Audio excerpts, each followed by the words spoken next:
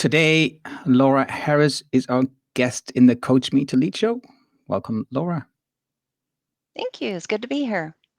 And if you have any questions for Laura, and hopefully I see them while we're having this conversation, you can ask that in the LinkedIn in the chat below this event, below this video. And other than that, if you're watching the review, the replay of the video, you can also still ask questions, and we can see if we can get a reply from us. So, Laura, you are an entrepreneur, an owner of an agency that sells insurances, and so you have no involvement with Coachdotme, even though this is now transmitted from the Coachdotme page on LinkedIn. But still, I thought it's going to be an interesting conversation with you because, what can we learn from you as a business owner? So let's dive into your business and the work that you do to see what we can learn as business owners or as leaders of a team. What do you think is the most important thing that? Well, you have written a book about this. What do you think is the most important chapter in your book?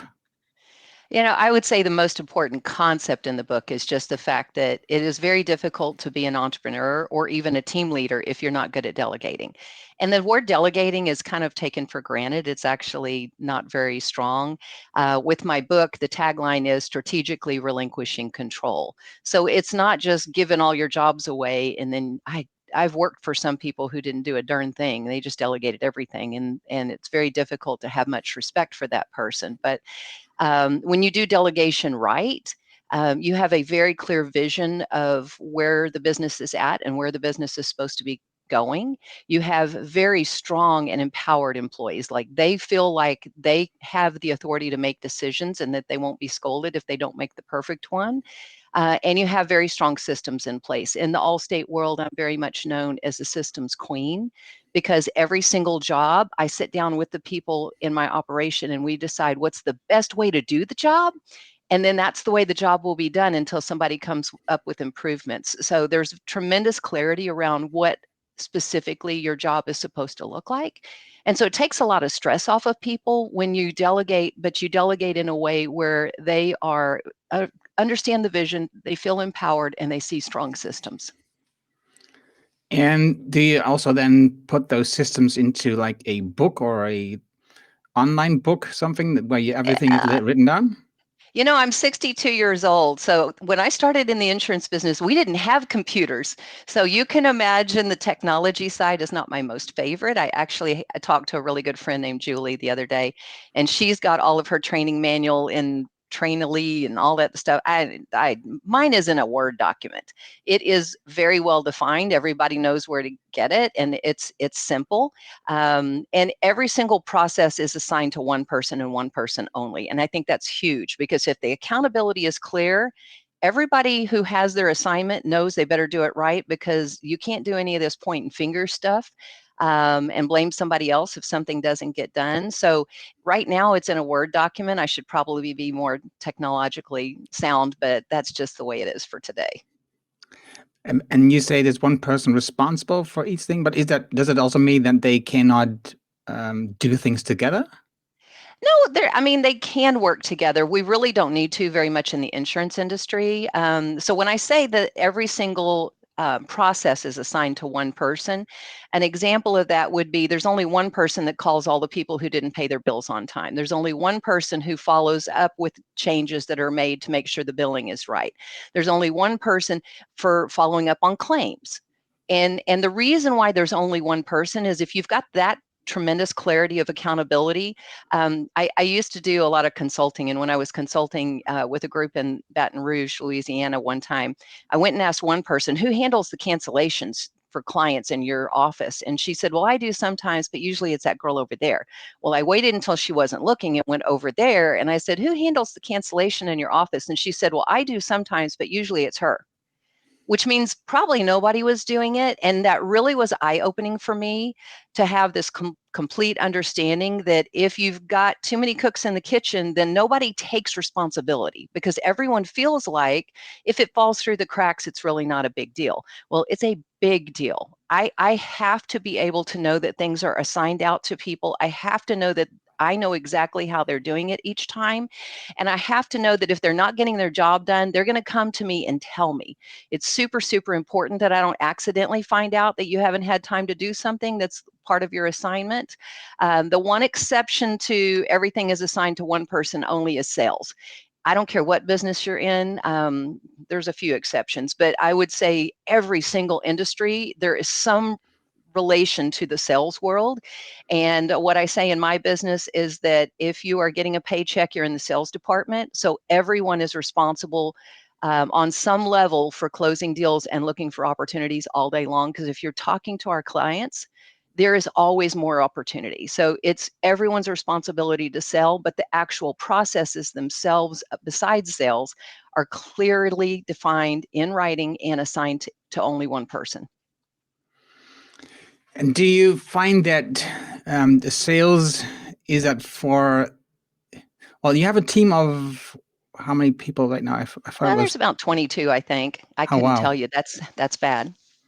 Well, anyway, 22, that's a nice number. And so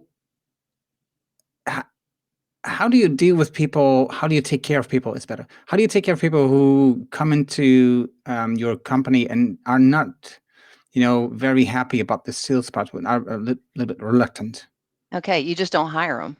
Right. So I'm a beast when it comes to the hiring process. I have 2 different recruiting companies that I use right now that I absolutely love, because I don't want to be a full-time recruiter. I want to hire people and outsource anything and everything that I can. My accounting is outsourced to a company called Club Capital. When it comes to recruiting, I use Team Hired and I use Tactical HR. They do all the work, and then they bring me the perfect prospect. And then here's what's important. We do a lot of personality profiling. There's 2 different companies we use, Omnia and Ideal Traits, so that we can go down at a molecular level to see, is this person even capable of sales? Because they aren't, we don't want them in the operation. It's just going to frustrate them and frustrate us. And I hate firing people. The first time I had to do it, I cried for 2 days before I did. I hate firing people. So being really clear upfront before you hire someone that this is part of the job. And here's what I used to do. This is really terrible. I used to tell them, I have 2 openings. One's in sales, the other one's in service. Sales is going to pay a lot more, but you're going to have to be able to take rejection. If you're going to be offended every time somebody tells you no, you can't do sales. The service department is a lot less stress, a lot less money. You tell me which one you want. Well, dude, I'm a beast. If you want to work in the lot less stress, lot less money category, go work for somebody else. I will only hire people that say they want the sales job, because those are people, even if they're doing internal sales, meaning talking to existing clients and getting cross sales off of them, or if they're in the external sales department and they're looking for new clients on the streets, either department, you have to be doing sales. That's how I get paid. We are currently, there's 8,000 agents in the company with Allstate right now, and we're in the top 15 as far as how much premium has been sold for the year. And we were last year too. And it's like, it's super important to me that the people that work for me make really good money. And if they're not willing to help with sales, I can't pay them good money because I'm in a sales business. So at Coachdotme, I've been working with Kendra for a long time now, and I know her and follow her for a long time. And I think the most terrifying, emotional part was the moment, and I have to say, your business is in Corpus Christi, Texas. Correct.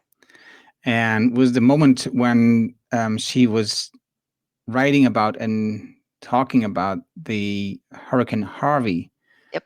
that hit, the town, Mm-hmm. and it was just terrible to read these stories that she was going through. You're in insurance, so I can imagine that this whole natural disaster, took a lot of time and attention for your company. What happened for your company then? Okay. So I love being a person who thrives on chaos. If you don't like change, you shouldn't be an entrepreneur. You certainly shouldn't be the visionary in your company, that's for sure. And I thrive on chaos, because what I've seen in 44 years in the insurance business is when things are chaotic, probably 60% of the agents just shut down emotionally. They stop their marketing, they stop their hiring, they stop everything that makes us successful gets put on hold. And so if they're all going left, I need to go right. And so when Hurricane Harvey hit, my operation had over 1,000 claims that were windstorm or flood related. And you can imagine, just like Kendra was in the beast. I mean, she had really significant issues where she was working at the time. In my operation, we were so blessed. This sounds crazy. I believe in God. On Friday, the hurricane does all the damage. It's late. Everything is destroyed. Over the weekend, I hired multiple companies. I hired one company to call every single client I have, and there's thousands of them.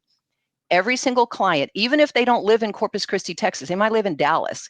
We called them and said, is everything okay? Do you need to turn in a claim? Is there anything that we can do for you?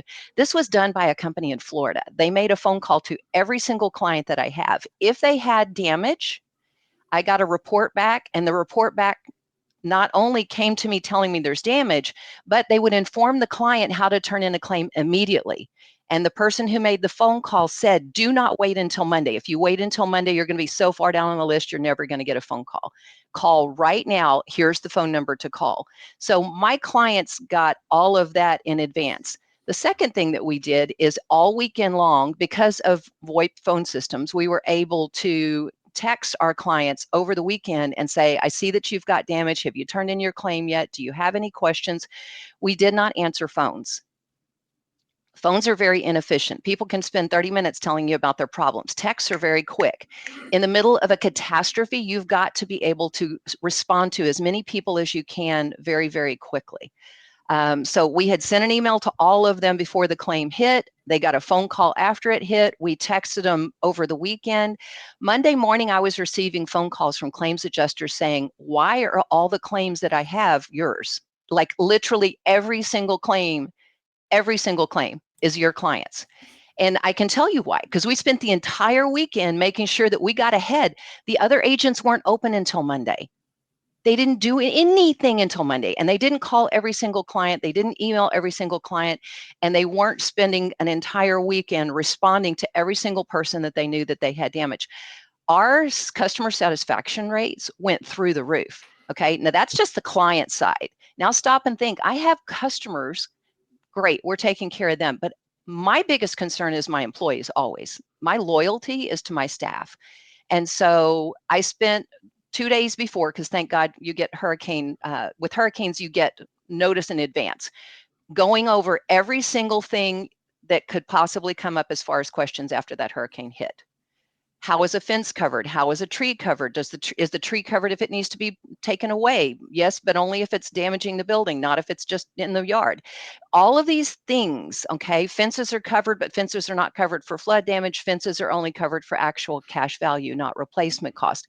We spent hours going over all of these things so that everyone in my operation felt knowledgeable. So before that storm hit, they had a piece of paper with every single thing that I thought could possibly come up in writing so that they knew how to answer every single question. It's so important to me that my people never feel like, I put it this way, my team is more knowledgeable than most agents that are entrepreneurs like me.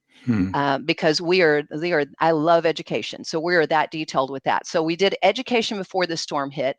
The day that they came into work, which was Monday, the first thing that I told them is I'm giving every one of you $1,000 bonus. Some people in the room started crying because they had had severe damage to their own homes. They were going to have to pay a deductible. They were worried about getting their electricity back on. They were worried about where they were going to sleep that night. I need you focused on my clients now. Like if you have individual needs, you come to me, this meeting is over, but we are focusing on our clients right now. If you need me to help you get your stuff taken care of, I will see that your stuff's taken care of. But when we're here, we have to be 100% engaged with the clients because they don't care that we had damage. They don't care. So we have to be focused on them. So $1,000 bonus, we talked about what had happened over the weekend, the phone calls that had been made, the texts that had been done, what the strategy was. You're going to find out what a not nice person I am. We did not answer phones on Monday. We did not. We pretended like our phones were down, because at the time there were probably 12 of us, and we were able to text more efficiently than if we had been on the phone listening to people talking. So we spent the entire day texting clients and saying, what else can I do for you? How are you doing? Is there anything else that you need? And the phone calls were actually going to the 1-800 Allstate people, and they were answering those phones. But I already knew every single client that had damage. We already had the list of those people, and we were working with those people, but we were doing it in a way that was efficient. So when you have a catastrophe, I would say the most important thing is to get to the mentality of, this is going to be an advantage for you. I had such an advantage after we had thousands of clients who had a claim and knew how we operated. Those people were referring clients left and right who 10 days later still hadn't heard from their agent. So I think how you handle catastrophes, and catastrophes can be a lot of different things, not necessarily a hurricane, but how you handle stress. If you don't thrive on stress, it's very difficult to be exceptional in any business.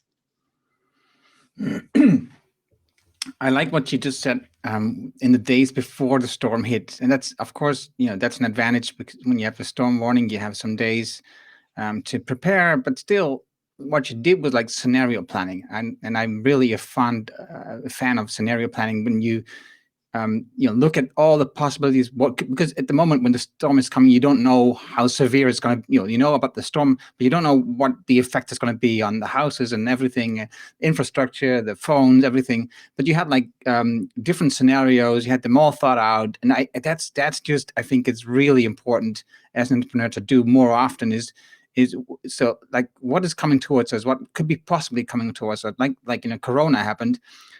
How could we prevent this in the future? What could we do? What kind of things can we expect more? So I think, of course, in the insurance business, it is probably even more important, but any entrepreneur should do this. Yeah. And it actually starts with the day one when you're hiring people. Because think about it, you have to have them so groomed that when the catastrophe comes, even if you have no notice, it could be a tornado and you get no notice at all, that they're prepared. Education is huge. We spend 2 weeks with every new person, going over every single possible scenario that we can think of and making sure that they're prepared. In addition to that, and I don't work with anyone that is not licensed. I require everyone to have the exact same license as me, and I treat them. Sometimes a client will call and go, well, your secretary said, and I'd stop them immediately. I don't have secretaries. They all have the exact same license as me. They know everything I know. So if you ask them a question, they're going to answer you the exact same way I did, because it's back to the book, Surrender to Win. If I create a business that revolves around me, then all the clients want to call me because they don't trust anybody else out there. It's my job to sell. No, those are knowledgeable people. And by the way, if you've already got a business that doesn't function that way, it takes about 18 months. But you have to, number one, educate the people that you have working with you so that they really would respond exactly the way you would on every situation. You have to constantly be reinforcing that, and you have to be convincing your clients that you don't work with dumb people. I mean, if I find out somebody can't keep up at the pace that I go, then we just get rid of them when we find another body. I sound a little cutthroat, but we are not going to be average. We've never been average. I don't want to be average. In 29 years, our goal has always been, to be in the top 5%. And we haven't always been there, by the way. But our goal is to be clear with that. And here's why it's important to me. I have 3 employees that in the last 90 days have purchased their first home. That is more to me than any award any company can give me. I couldn't care less about the awards.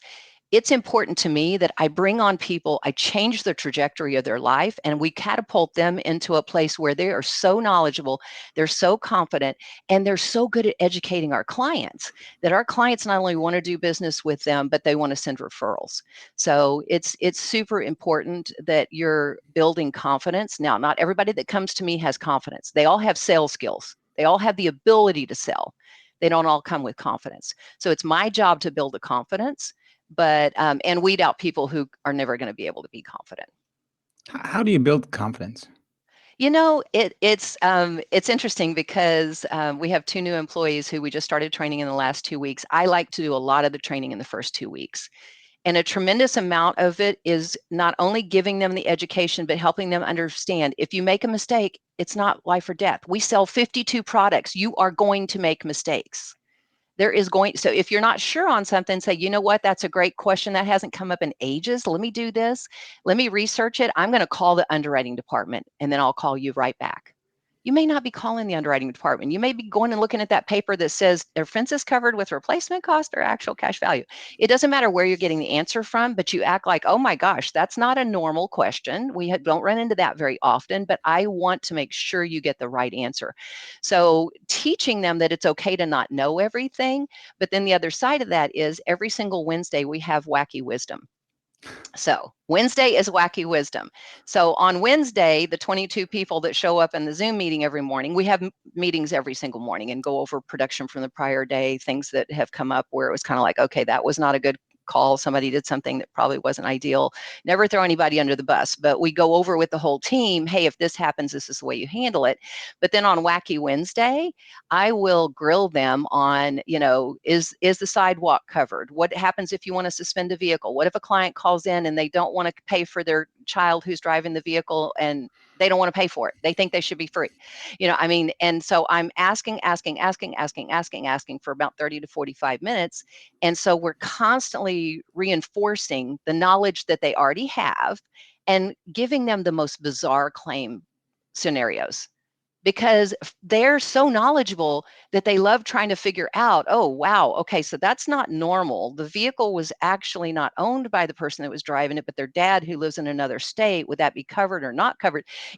I love coming up with the weird scenarios, and sometimes they'll stump me. They'll come up with a weird scenario and I'm like, give me a second, I'll pull up the contract and we'll look at it together. So my job is not to teach them the answers. My job is to teach them where to find the answers, because they should never have to call Laura Harris. I am so not the center of the universe, and I'm definitely not the center of this business. There needs to be more managers than one. There's a total of 4 managers in our operation. One that manages just the sales department, one that manages just the service department, and then my daughter and myself that run the operation. It is tremendous because they are each accountable for, is their team succeeding? And then we're accountable for, is the company succeeding? So, and I'm grooming my daughter because one day I will be out of this after 40 something years. And I want to make sure that me leaving doesn't change a thing. So right now, when it comes to weird decisions, I try very, very often to just say, I don't know, Kristen, what do you think we should do? And I do the pause up thing. They laugh at me because I literally throw my hands up and go, I don't know, what do you think we should do?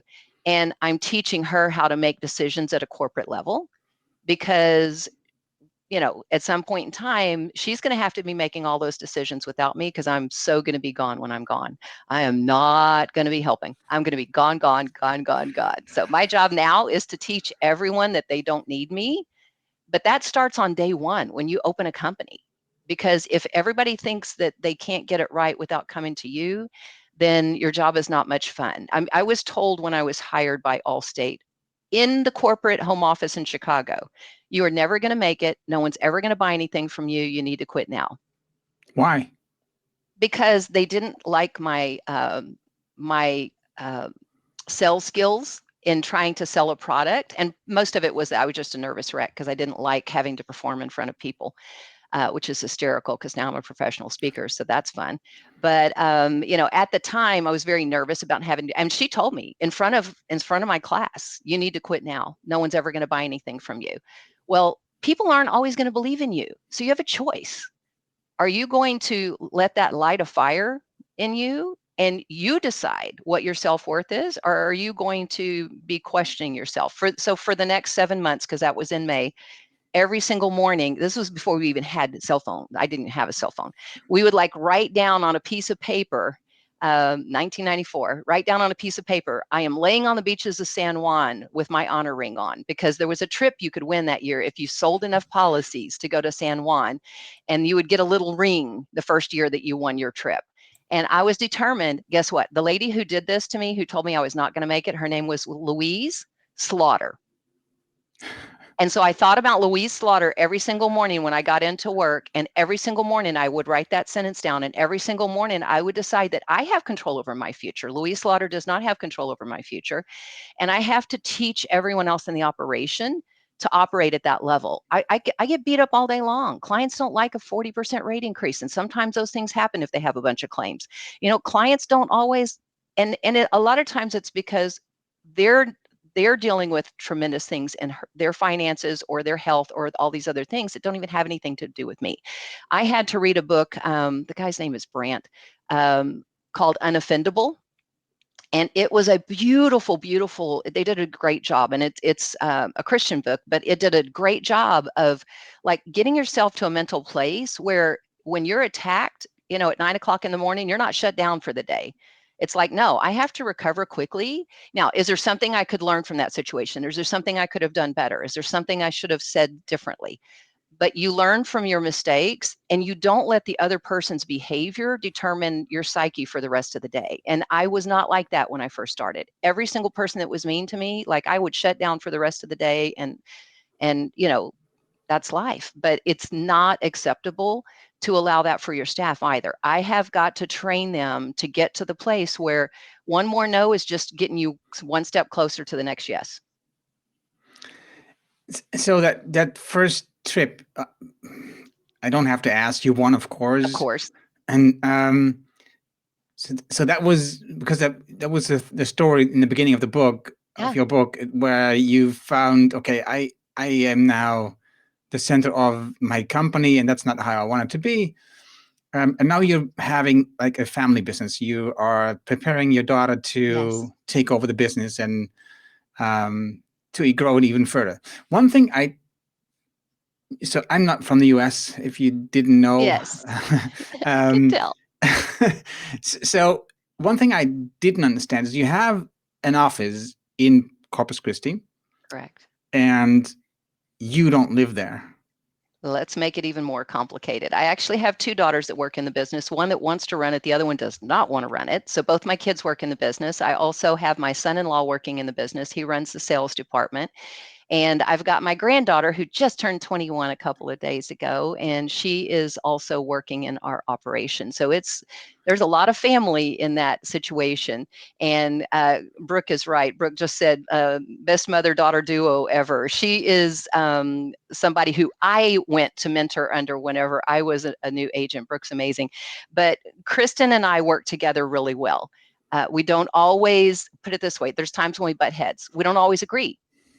And sometimes I need to spend a day or two praying about, okay, God, like, am I supposed to give in on this one? Or because my gut's telling me we should go left and she really feels like we should go right. If I don't let her make mistakes now, then what's going to happen long term?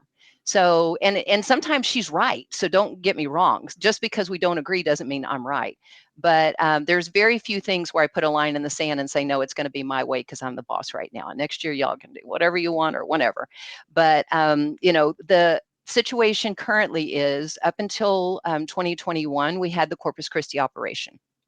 Then Kristen moved to a little city called Temple, Texas, which is up by Austin in the middle of Texas. And we purchased another Allstate agency there so that she would have a business to go to. So now she's got an operation there. So there's actually two locations now. And 14 years ago, I married a Canadian, fell in love, ran away from home. He made me wait 2 years because he didn't really think I could run the business from Toronto. But eventually we got married, and now we've been together in Toronto for 14 years. So I run the business 100% remotely. About every 90 days, I'll go down there for a week, sometimes two, but typically no more than one. And so if you don't have a tremendous leadership team, you can't do that. If you don't have processes defined very clearly and know that they're all getting done, you can't do that. If you don't have constant communication, we are together every single morning, and both the sales team and the service team meet for an hour each week to go over what's working and what's not working. You can't do that.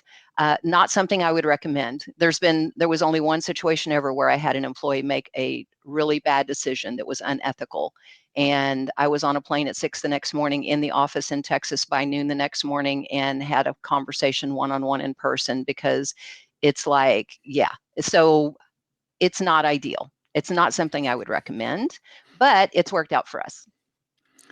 How do you stand then, even though last thing you mentioned was it's not ideal, but how do you stand with the whole idea of working remote for employees in a company?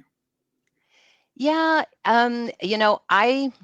during COVID, we had moved everyone to remote positions for a while. And by the way, I know what efficiency looks like. And every time customers walk in to drop off a payment and spend 20 minutes drinking coffee, we are not efficient. So COVID was an awesomeness because we got a lot of people who we could now get to stop bringing in a piece of paper and sitting down and wanting to drink coffee and visit with us for 20 minutes. So it allowed us to be more efficient. Because of COVID, I was able to keep the door shut for a very long time. And true story, we had one of our employees who was out of the office for 11 months because she still has issues with COVID. She's still, and that was from the original 2020, she's had COVID problems. So we kept the operation shut down, which made us so much more efficient. There's nothing you need to do that we can't do over the phone. We have electronic signatures. We don't need physical people in an operation anymore. Now, having said that, I don't like remote hires because what I learned with COVID is some people work really well on their own. They have the discipline, they have the drive, their numbers are even better. I had 2 people who actually functioned better at home alone. Their numbers went up. Some stayed level and some absolutely crashed. They couldn't do it without the energy of we're going to work on this, we're going to do this, we're going to get our numbers. They just couldn't do it. So some people had to go back to the building sooner than others. But we have 5,000 square feet. So we just put some in one room and some in another room way down the hall. And we literally did not allow them to get up from their desk without a mask on for 2 years. So I was a beast. But that being said, the challenge is I know some people don't function well remotely. So why would I hire remotely? Not only that, but if we have people that are all working remote, then if 1 or 2 people that normally work in the office are out, there's nobody there. I need people physically in the building. So we have not hired a remote person in years, and the ones we did hire did not work out. So the only people that are remote is my granddaughter who's going to school. Okay, she's at college, so she's allowed to work remotely.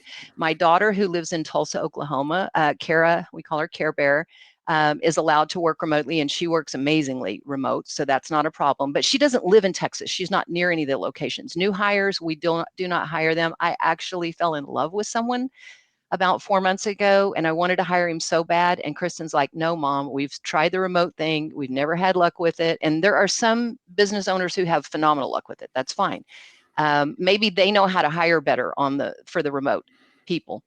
But I gave that person to another agent that was in the city where he lived. And said, listen, it's crushing me. I want to hire Mason so bad, it's killing me. But I'm afraid it won't work in my operation, so I'm giving him to you. And by the way, that agent was super skeptical, and I called back 30 days later, and he said, you were right. He's amazing. So, because they were like, why would you give him to me if he's actually good? So, but I feel like our energy and the synergy is much different if we're physically together.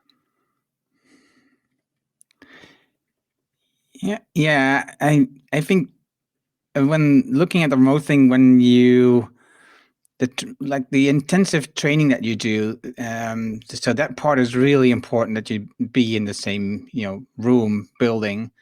But after that, I think still you could be more flexible on being remote or not, depending, of course, if it fits with the way you love to work. Other ones, some people love working alone, others love Am I going working to in a offend you team. if I disagree? No, that's what I'm saying. Training is easy on Zoom. Training is easy Oh, wow. with having remote employees. It's the in-person all day long. Are they saying something to a client? Well, you're not going to sit and listen to their calls all day long. But if they're sitting in the same building with you, you'll hear something and you'll go, no, that's not the right way to do that. So it's the after that's difficult, in my opinion. And I'm sure it depends on what type of business it is. But I'm not going to sit and listen to their calls all day long. And I have that advantage if we're all in the same building. If somebody says something that's not right, I can hear it quickly and correct carefully, because I'm never going to humiliate them in front of the other teammates. I'm not going to, I want to build their confidence. So I'm going to do everything I can to build that confidence, but it's very difficult to do that when they're remote, and the only way to know what they're saying is to sit and listen to their call all day long. Well, you can do that for a short period, but long term, they could still be doing things that you'd be like, oh, that wasn't the right way to say that, So just two perspectives, neither right, neither wrong. No, and I'm not offended at all. I think that's why I'm asking the questions to learn, Yeah. right? So I have different ideas here, but I think the way to learn is to have a conversation about it, because otherwise we're True. just being in our own world. Yes. How do you work with because you have like 22 people now? How do you work with like promotions, or what is the career ideas that your people have? Yeah, we've set up a compensation structure that allows them to make unlimited money. Here's the most important thing. I read in a book years ago, if you don't make me more than you cost me, I can't keep you. So everyone understands the economics of my industry. They understand if they cross-sell and bundle a client with home and auto, I make a lot more money, so I can pay them a lot more money. Their compensation structure is aligned with how my compensation structure works. And so I teach them what it takes for us to make more money, and that's how they make more money. And as long as I have my system aligned with their system, then that'll work itself out. So I just have to be careful to make sure they understand the why. Sometimes the rule might be a weird one. It's okay if it's weird. You just need to make sure they understand why it's a rule, because people don't mind anything if you don't just say, because I said so. Parents can get away with that with children, but coworkers not so much.